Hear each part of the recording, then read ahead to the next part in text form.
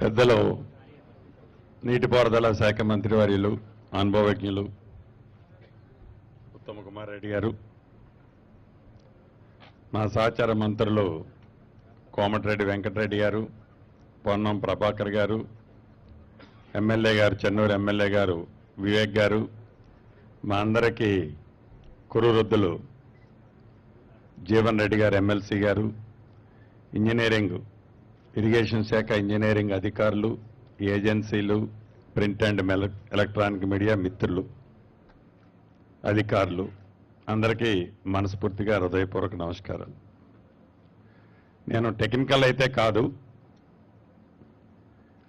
నేనేమి ఇంజనీరింగ్ చదువుకొని ఇప్పుడు నేను ప్రశ్నించే డిపార్ట్మెంట్ని నేను అడగటంలా, ఒక లేమ్యాన్గా ఎప్పుడైతే ఈ బ్యారేజీ కుంగిపోయిందో, ఇంకొక బ్యారేజీ వర్టికల్గా నెర్రలిచ్చిందని ప్రజలకు తెలిసిన తర్వాత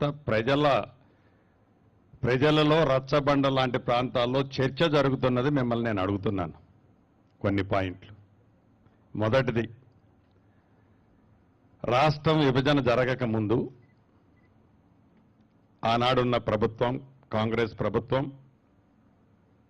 152 మీటర్ల లెవెల్లో పర్మిషన్ కావాలని పక్క రాష్ట్రంతో చాలా సంవత్సరాల నుంచి ఆ క్లియరెన్స్ పెండింగ్ ఉన్నది. 158 అని, చివరికి 156 అని, చివరికి 152 మీద అలానే స్ట్రిక్ ఆన్ అయింది. అప్పుడే దివంగత నేత రాజశేఖర్ రెడ్డి గారి టైంలో డ్యాము లెవెల్ ఫిక్స్ కాకపోయినా ప్రాణహిత చేవెళ్ల ద్వారా మిగతా పనులన్నీ చేపట్టి డ్యాము లెవెల్ ఫిక్స్ చేసే దాంట్లో అంతర్రాష్ట్ర పక్క రాష్ట్రంతో ఆ ఒడంబడికతో చర్చల్లో ఉన్నారు. ఇందాక మా ఇరిగేషన్ మంత్రివర్యులు అన్నట్లు ఆనాడు దాని కాస్టు సుమారు 38,000 కోట్లు. ఆయకట్టు వచ్చేసి సుమారుగా 12,80,000, సుమారు 13 లక్షల ఎకరాలు ఆయకట్టు. ఇందాక ఈఎన్సీ గారు అంటున్నారు పాత ఆయకట్టుని స్టెబిలైజేషన్ చేసేది దీంట్లో ఇన్కార్పొరేట్ చేయలేదు అని. డెఫినెట్గా దాన్ని కూడా ఇన్కార్పొరేట్ చేయాల్సిన అవసరం ఉంది. తర్వాత రాష్ట్రం ఏర్పడిన తర్వాత నేను చాలా తెలివిగా యాక్ట్ చేశాను. 152 మీటర్లకి గత ప్రభుత్వం ఉమ్మడి ఆంధ్రప్రదేశ్లో కొట్లాడిన గవర్నమెంట్ను కాదని ఒక మంచి ఆలోచనతో నేను 148 మీటర్లకే అనేక ఇంటర్నల్ ఒప్పందాలు మీన్స్ ఆ రాష్ట్రానికి కూడా కొంత బెనిఫిట్ ఇచ్చే విధంగా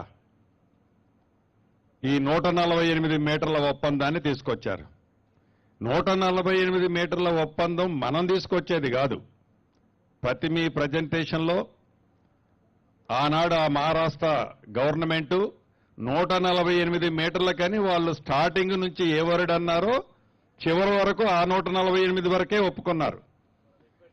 మళ్ళీ వాళ్ళు ఫస్ట్లో వాళ్ళు ఎడిషనల్ డిమాండ్స్ ఏం పెట్టలే.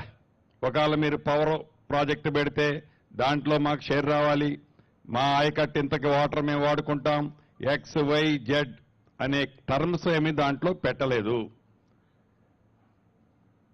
ఏదైతే 148 మీటర్లనే తెచ్చేది ఆతృతతో అడావుడిగా ఏదో నా మార్కు కనపడాలని తాపత్రయం కనపడుతుంది తప్ప రాష్ట్ర ప్రయోజనాలని అక్కడ వదిలేసిన మాట వాస్తవమా కాదా? Number 1 point. నెంబర్ 2, డ్యామ్ కట్టారు సార్, మీ టెండర్స్ ఎలా జరిగి, టెండర్లో క్వాలిఫికేషన్స్ ఏంటి, ఇతరత్ర ఏంటి, ఎలా కట్టారు, మీ క్వాలిటీ ఏంటి అనేది కాదు.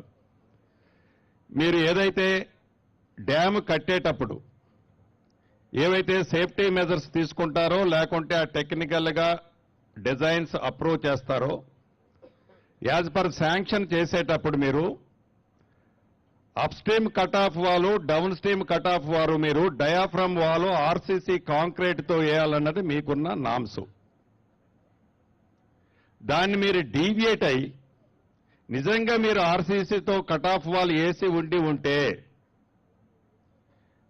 కట్ ఆఫ్ వాల్ వేసి దాని మీద మీరు రాఫ్ట్ వేసి రాఫ్ట్ మీద డ్యామ్ మీరు పర్ఫెక్ట్ గా కట్టి ఉంటే మీకు వాటర్ ఇన్లెట్ అయి ఉండకపోతే ఈనాడు ఈ మేడిగడ్డ గాని దీనిపైనున్న డ్యామ్ గాని ఆ పైనున్న డ్యామ్ గాని ఈ ప్రమాదం జరిగి ఉండేదా? మీకు ఈ పర్మిషన్స్ ఇచ్చేటప్పుడు కాంట్రాక్టర్కి డయాఫ్రమ్ వాల్ ఆబ్లిక్ ఇంకొక టర్మినాలజీ ఏదో పెట్టారు, సెకండ్ పాయింట్ అని పెట్టారు, సెకండ్ పైల్. సో ఈ సెకండ్ పైల్ ఏదైతే ఉందో ఈ సెకండ్ పైల్